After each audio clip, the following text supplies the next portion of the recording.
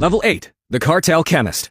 You're in a concrete bunker. You don't know where you are. They put a hood over your head. They drove you for 6 hours into the mountains. You're in a hidden super lab. 20 armed guards outside. Generators, climate control, equipment you've only seen in pharmaceutical facilities. This is the Sinaloa cartel. The boss is named El Cuervo. He's 50 years old. He's wearing a suit that costs more than your first car. He speaks perfect English. He says he's seen your work. He says your purity is exceptional. He says you're going to cook for him now. 200 pounds a week. He offers you 2% of profits. That's $400,000 a month. But there's a condition. You have to train 3 backup cooks. You have to teach them everything you know. You're training your own replacement. You understand what this means. You're valuable until you're not. You accept, because you have no choice. You start cooking. The product is perfect. 99.1% purity. El Cuervo is pleased. He sends you a bonus. $50,000 in cash. You don't spend it, though. You hide it. After all, you know what comes next. Level 9. The Survivor.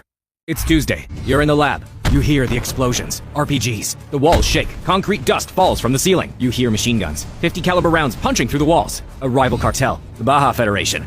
They want the lab, and they want you. The firefight lasts 40 minutes. 12 guards dead. You're hiding under a steel table. You're covered in blood, but it's not yours. The shooting stops.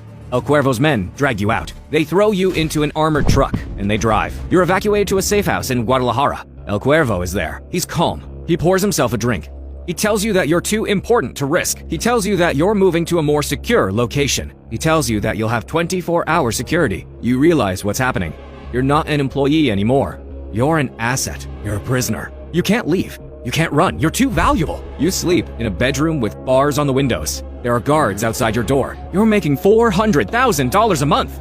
But you can't spend $1 of it without permission from the cartel.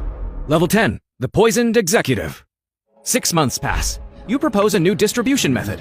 Chemical precursors hidden in legitimate pharmaceutical shipments. You design the entire supply chain. It cuts costs by 40%. It reduces DEA interdiction by 70%. El Cuervo is impressed. He promotes you. You're not just the cook anymore. You're operations. You oversee logistics. You manage supply chains. You have an office. You have a title. You're a cartel executive. A lieutenant named Raul doesn't like it though. He's been with El Cuervo for 15 years. He thinks you're rising too fast. He thinks you're a threat. He slips arsenic into your coffee. Small doses. You get sicker every day. Headaches, vomiting. You can't keep food down. But then you figure it out. You test your coffee and there it is. Arsenic trioxide. You confront Raul privately. You don't raise your voice. You give him a choice. Loyalty or a bullet. He drops to his knees. He begs. He swears loyalty to you. He says he'll never betray you again.